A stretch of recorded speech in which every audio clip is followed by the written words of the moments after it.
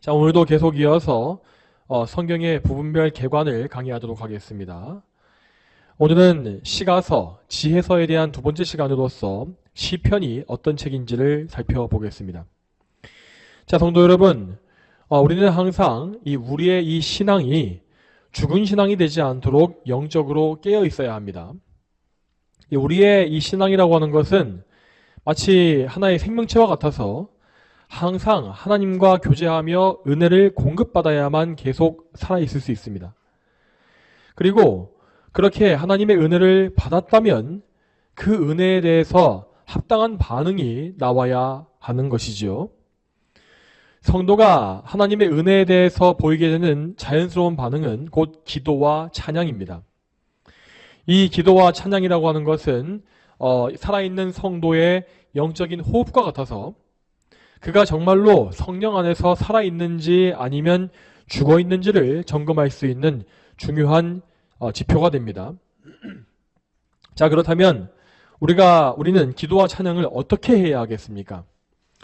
단지 성령님의 인도하심 가운데 있기만 하면 자동적으로 저절로 우리의 기도와 찬양이 점점 더 풍성해져 가겠습니까? 자, 물론 우리는 항상 성령님의 인도하심 가운데에서 기도와 찬양하기를 항상 힘써야 합니다. 그러나 우리는 반드시 그와 동시에 하나님의 말씀을 우리가 열심히 연구함으로써 기도와 찬양이 무엇인지를 배워 나가야 합니다.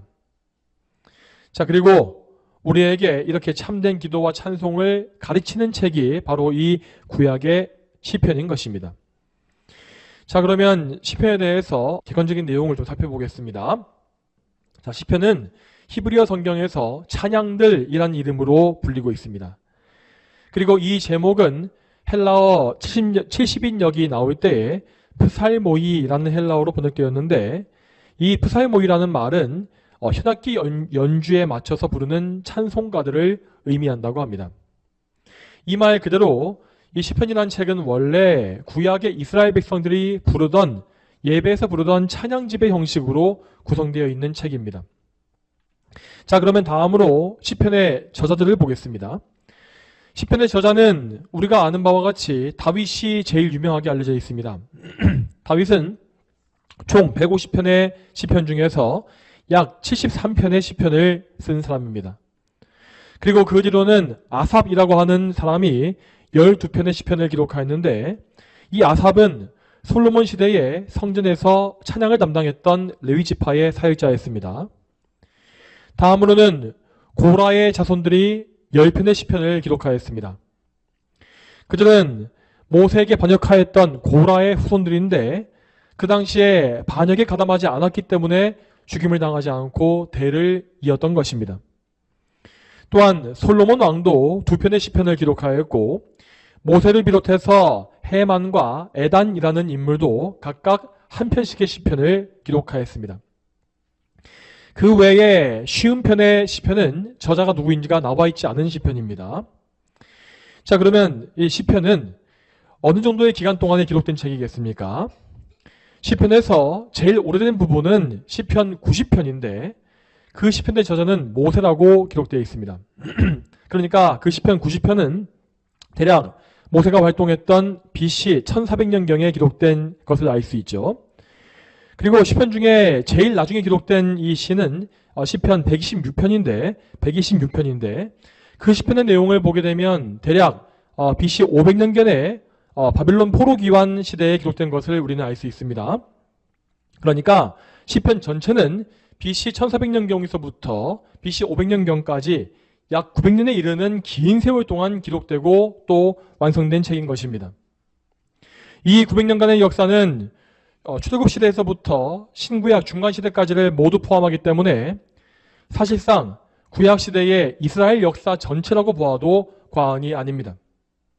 하나님께서 이렇게 이스라엘 전체 역사를 다 통하여서 시편을 완성해 놓으신 것은 하나님에 대한 찬양이 모든 시대와 장소에서 항상 변함없이 올려져야 한다는 사실을 우리에게 보여주고 있습니다.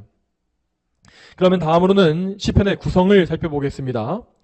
시편은 그저 여러 시들을 한데 모아서 아무렇게 모아놓은 책이 아닙니다.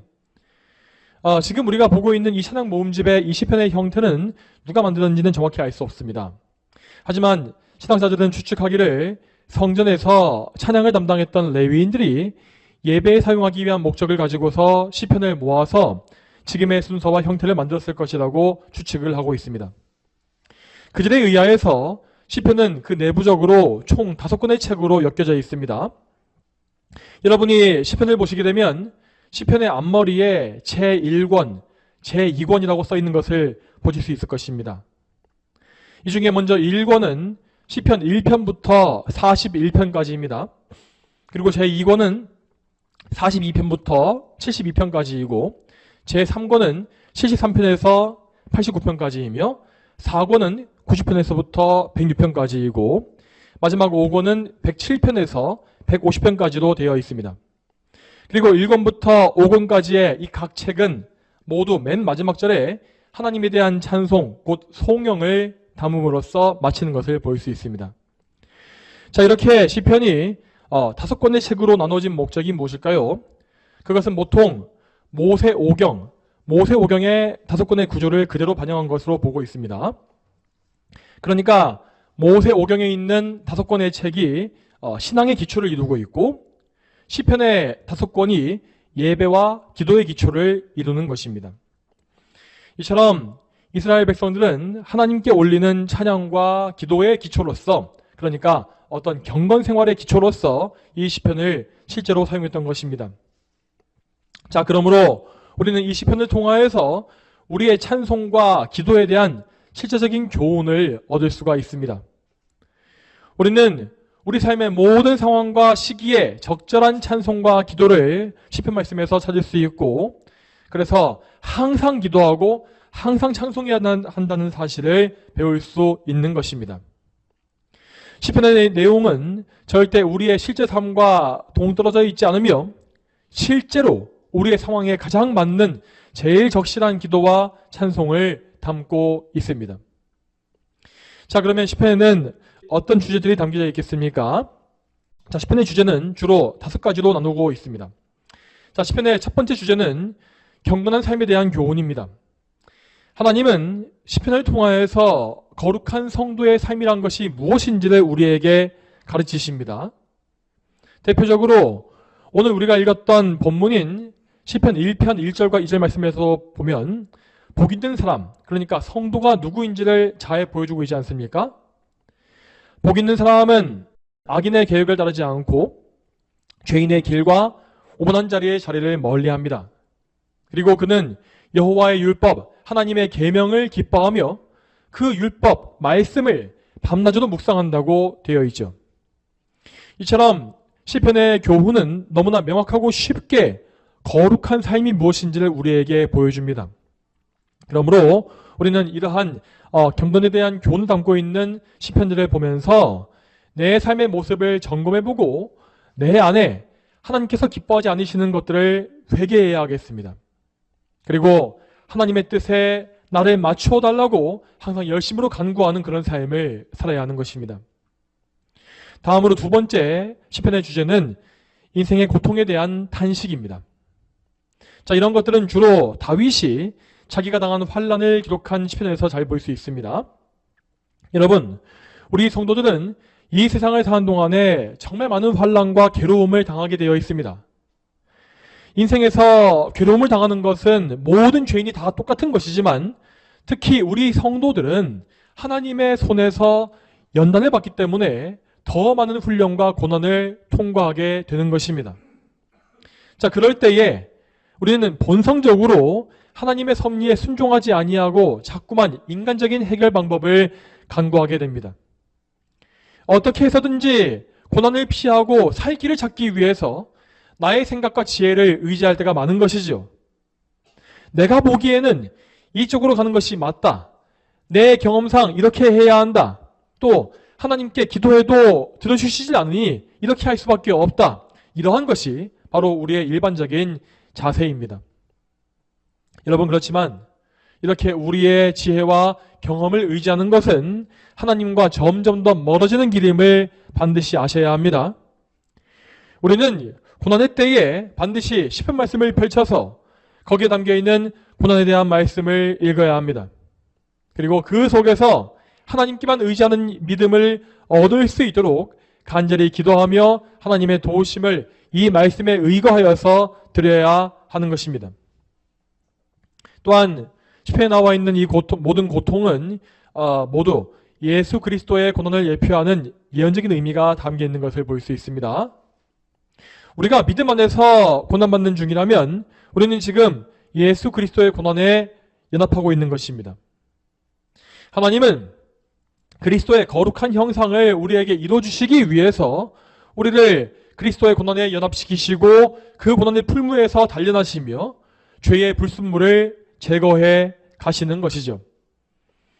이런 관점을 가질 때에 우리의 고난은 결코 헛된 고생이 아니라 하나님의 사랑과 은혜로 보일 수가 있을 것입니다. 다음 세 번째로 시편에는 죄를 통회하고 자복하는 회개의 주제 역시 들어 있습니다. 여러분, 성도의 삶이라고 하는 것은 평생의 죄를 회개하고 죄를 씻음받는 과정입니다. 성도는 구원을 받은 이후에 비로소 죄와의 거룩한 싸움을 시작하게 되며 그 싸움 가운데에서 그리스도를 닮아가기 위한 치열한 삶을 사는 것입니다. 이러한 의미에서 시편은 우리에게 참된 회개를 알려주는 하나님의 거룩한 말씀입니다.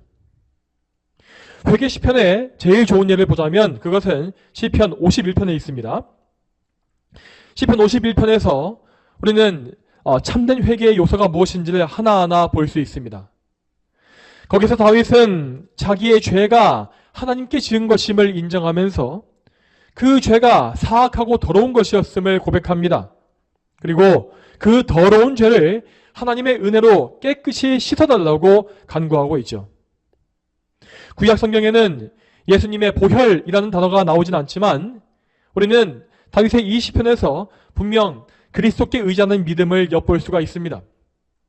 그리고 이렇게 죄를 씻음받음으로써 다윗은 하나님과의 관계가 회복되기를 또 바라고 있습니다. 그는 단지 자기의 고통을 면해보기 위해서 회개하고 있는 것이 아니라 하나님과 죄 때문에 깨어진 관계가 다시 회복되길 바라는 마음으로 참된 회개를 하고 있는 것입니다. 그리고 여기서 더 나아가서 다윗은 자기가 다시는 죄에 빠지지 않도록 견고한 마음을 달라고 또 간구합니다. 자, 여러분, 이와 같이 시편의 말씀들은 참된 회개와 죄를 멀리하는 삶이 무엇인지를 우리에게 정말 잘 보여줍니다.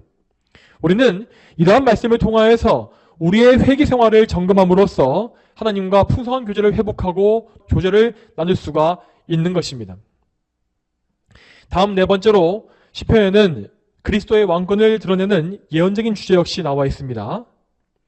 여러분, 시편은 구약시대에 기록된 책이지만 분명 그리스도를 바라보는 메시아 신앙을 선포하고 있습니다. 여러분, 이것을 우리에게 적용하면 그리스도께서는 우리 삶의 중심이시고 우리 영원한 소망이시며 정말로 우리의 생명보다 나으신 우리의 주인이십니다. 우리는 신약 성경에서뿐만 아니라 구약에서도 예수님에 대한 말씀을 이렇게 읽을 수 있는 것이며 특히 시편에서 그 말씀을 많이 볼 수가 있습니다. 그래서 우리는 시편 말씀을 통해서도 우리의 신앙을 예수 그리스도를 중심으로 하여 온전히 세워나갈 수가 있는 것입니다. 마지막 다섯 번째 주제는 하나님께 돌리는 찬송과 감사입니다. 여러분, 우리 삶의 모든 것은 결국 하나님을 향한 감사와 찬송으로 집중되어야 합니다. 우리는 은혜로 말미암아 죄에서 구원받았고 하나님과 화목하게 되었으며 또한 우리의 최고 목적인 하나님의 영광을 추구하게 되었습니다. 우리는 우리의 공로가 조금도 없이 오직 하나님의 은혜로만, 그 감사하신 은혜로만 이 모든 선물을 얻은 것입니다.